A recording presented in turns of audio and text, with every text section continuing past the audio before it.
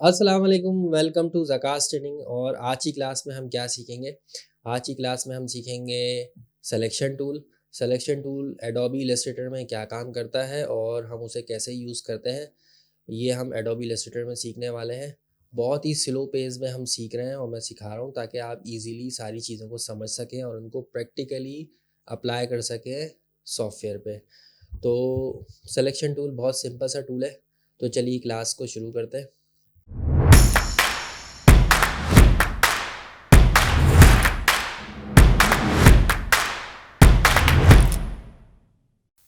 Guys देखें, आपके सामने एडोबी इलस्ट्रेटर में इंटरफेस मौजूद है और बहुत ही सिंपल सा इंटरफेस है। लास्ट क्लास में हमने बहुत डिटेल में इसको समझा था। तो यहाँ से हम सिंपल आएंगे मोर प्रीसेट में, और जैसे ही मोर प्रीसेट में आते हैं तो आपके सामने न्यू डॉक्यूमेंट की विंडो आ जाती है। न्यू डॉक्यूमेंट में आपने A4 पेज सेलेक्ट करना है या कोई भी पेज आप सेलेक्ट करना चाहें फॉर प्रैक्टिस कर सकते हैं। और मैं A4 पेज में यहाँ से ओरिएंटेशन, पोर्ट्रेट या लैंडस्केप, तो मैं यहाँ से लैंडस्केप करूँगा और बाकी किसी ऑप्शन को चेंज किए बगैर जो बाय डिफ़ॉल्ट आपको सेटिंग मिले आप वो सेटिंग ले लें। ये सारी चीज़ें हम लास्ट क्लास में बहुत डिटेल में वैसे समझ चुके हैं। और यहाँ से आके जस्ट आपने क्या करना है, क्रिएट पे क्लिक कर देना है। जैसे ही आप क्रिएट पे क्लिक करेंगे तो आपके सामने ये एक पेज A4 साइज़ का आ जाएगा। इसको आप पेज भी कह सकते हैं, एडोबी इलस्ट्रेटर में ये आर्ट बोर्ड कहलाता है। इसको आप कैनवास भी कह सकते हैं, जिस पे कोई आर्टिस्ट ड्राइंग बनाता है या पेंटिंग करता है। इसको आप सिंपल पेज बोल लें। तो ये पेज आपके सामने आ चुका है। यहाँ पे जस्ट मैं F प्रेस करूँगा, फुल स्क्रीन हो जाएगी ताकि हमें वर्किंग एरिया और ज़्यादा मिल जाए काम करने के लिए। अब आपने क्या करना है, सिलेक्शन टूल में आ जाना है, जो हमने आज की क्लास में सीखना है। तो सिलेक्शन टूल काम क्या करता है, ऑब्जेक्ट को मूव करता है। तो इसलिए हमें पहले क्या करना होगा, कोई ना कोई ऑब्जेक्ट हमें बनाना होगा। तो मैं यहाँ से क्लिक करूँगा तो मैं यहाँ से सबसे पहला जो मेरा ऑब्जेक्ट है रेक्टेंगल, में एक रेक्टेंगल यहाँ पे ड्रॉ कर लेता हूँ।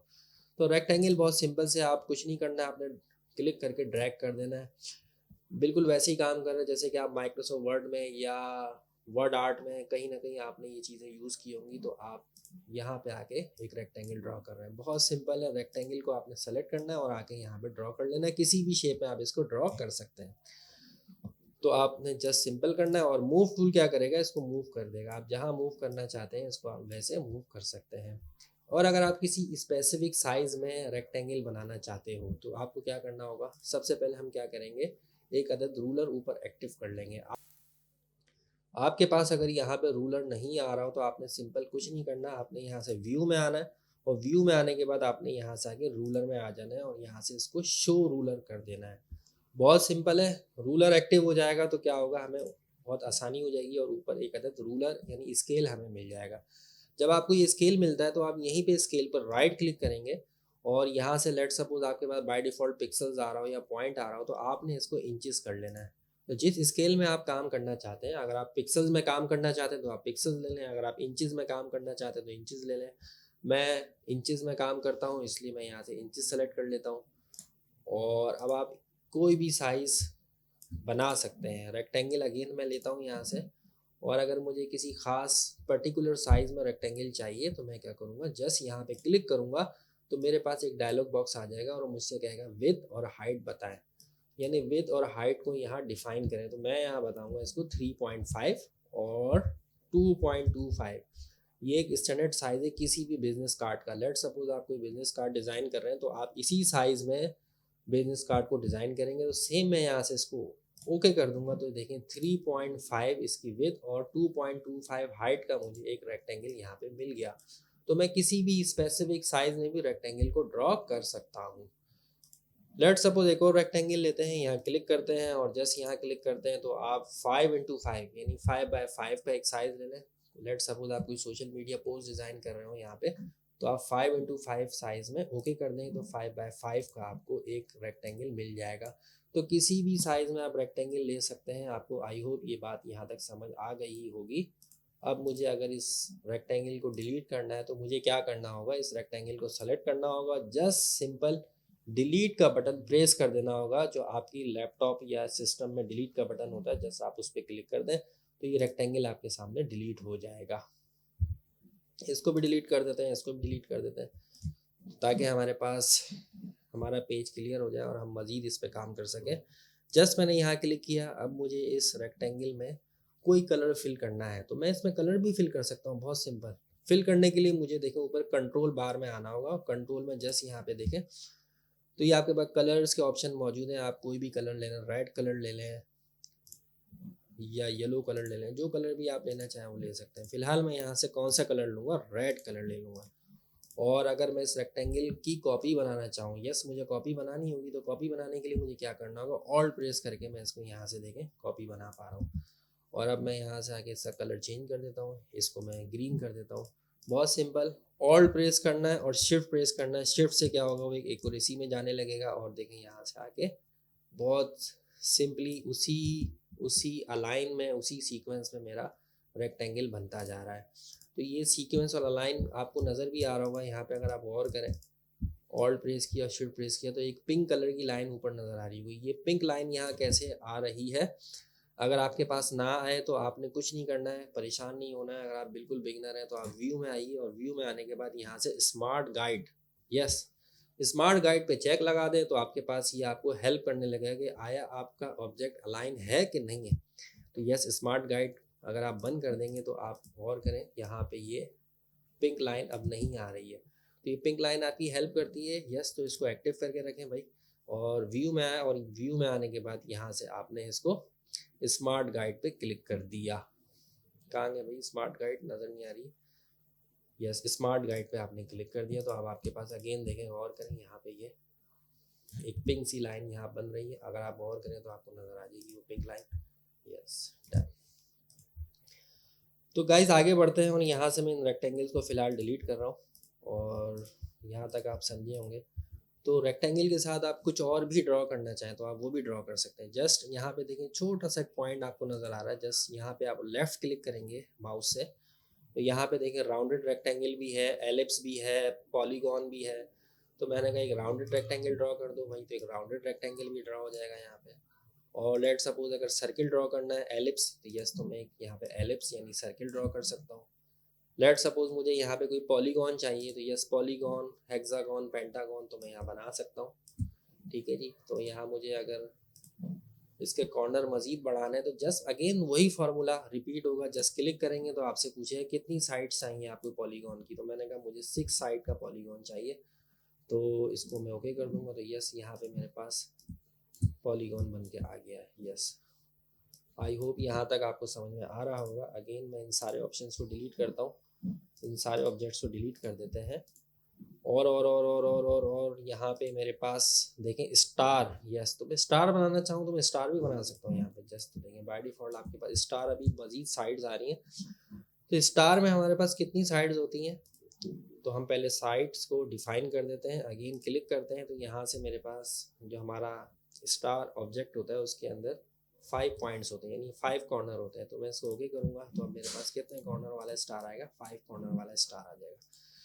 लेट सपोज मुझे स्टार के कॉर्नर बढ़ाने हैं, हाँ यस तो क्लिक करूँगा और यहाँ पे आके मैं इसको कर देता हूँ, लेट सपोज 10 कर देता हूँ और ओके करता हूँ। तो अब देखिए कितने कॉर्नर्स बन के आ गए, 10 कॉर्नर्स बन के आ गए।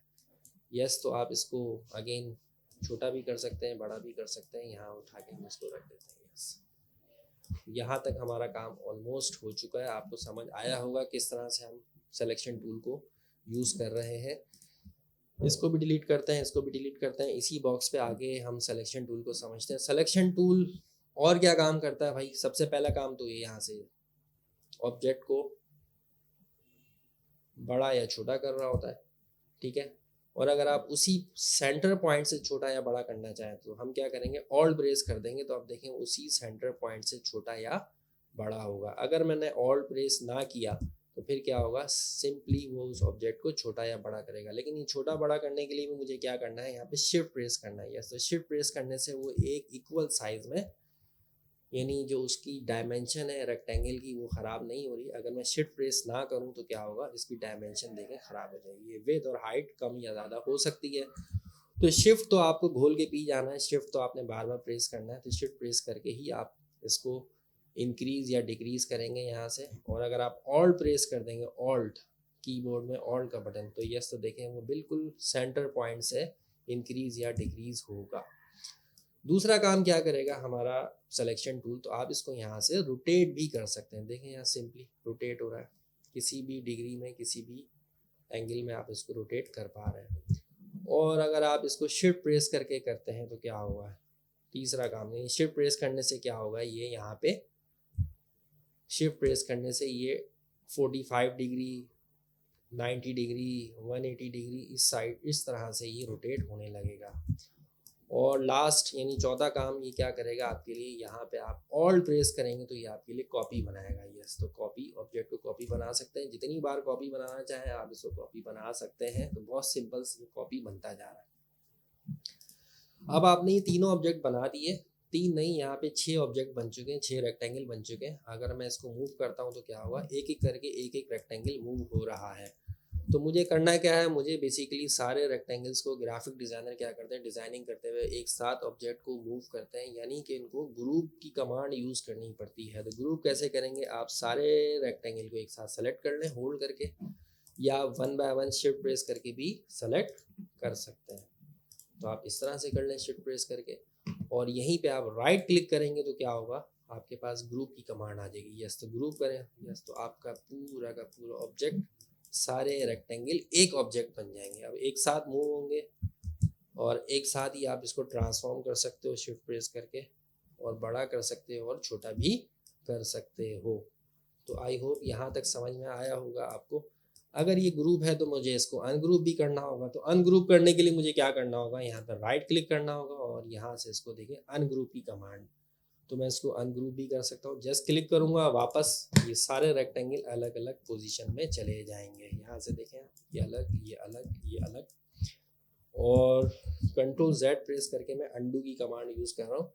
अंडू, कंट्रोल Z हर सॉफ्टवेयर में यूनिवर्सल कमांड है, आपको ये पता ही होगा कि आप कोई भी सॉफ्टवेयर यूज़ करें वहाँ अंडू कंट्रोल Z प्रेस करने से आप अंडू की कमांड को यूज़ कर सकते हैं।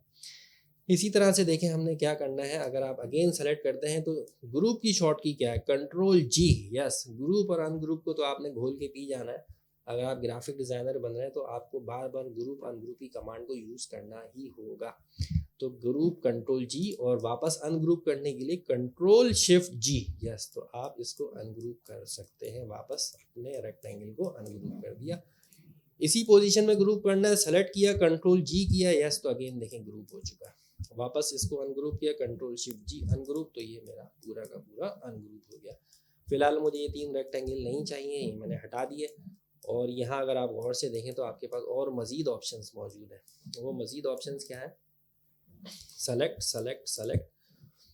तो ऊपर कंट्रोल में देखें, यहाँ हमारे पास अलाइन के ऑप्शन मौजूद है। तो मैं यहाँ से देखें हॉरिजॉन्टल लेफ्ट अलाइन पे क्लिक करूँगा तो मेरा ऑब्जेक्ट हॉरिजॉन्टली अलाइन हो जाएगा। लेकिन उसके लिए मुझे थोड़ा सा इसको साइज इसका कम करना चाहिए ताकि मैं इसको आराम से आप समझा सकूं।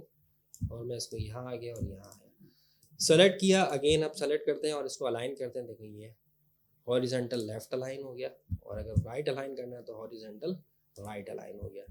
और इसी तरह से टॉप अलाइन करना है तो टॉप अलाइन हो सकता है, और बॉटम अलाइन करना है तो बॉटम अलाइन हो सकता है। और इक्वली डिस्ट्रीब्यूट करना है तो यहाँ पे ये ऑप्शन भी मौजूद है, बहुत कम यूज़ किए जाते हैं, लेकिन आप यूज़ करना चाहें तो यूज़ कर सकते हैं। तीनों ऑब्जेक्ट एक दूसरे के साथ इक्वली डिस्ट्रीब्यूट हो जाएंगे। यहाँ पे देख लें, यस, तो वही हॉरिजॉन्टल भी है और वर्टिकल भी मौजूद है। तो गाइस देखें हमने करना क्या है, यहाँ से हमने अगेन एक एलिप्स लेते हैं और एलिप्स को यहाँ ड्रॉ करते हैं, यानी एक सर्किल ड्रॉ करते हैं।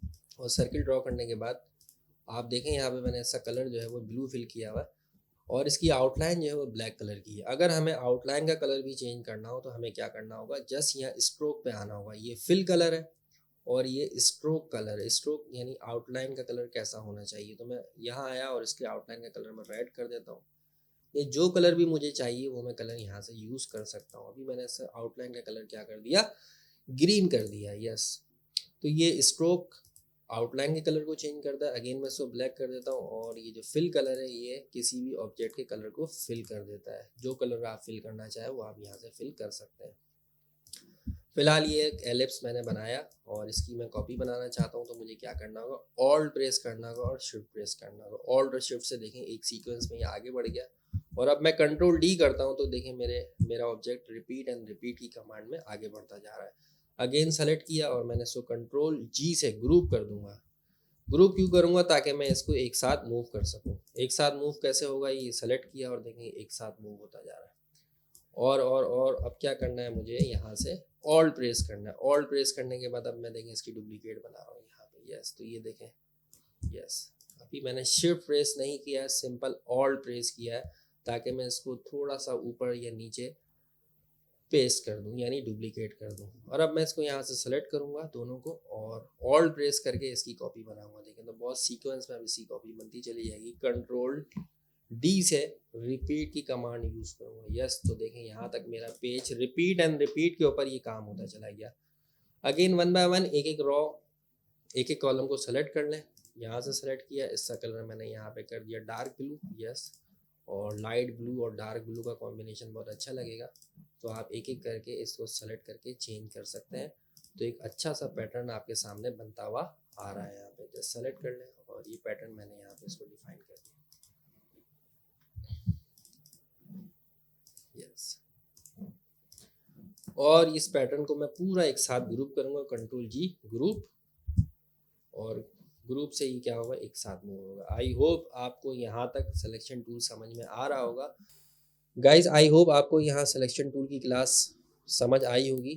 अगर आपको पूरी वीडियो आपने देखी है तो इसकी प्रैक्टिस लाजमी कीजिए ताकि आपको समझ में आए कि हमने सिलेक्शन टूल को कैसे यूज़ करना है।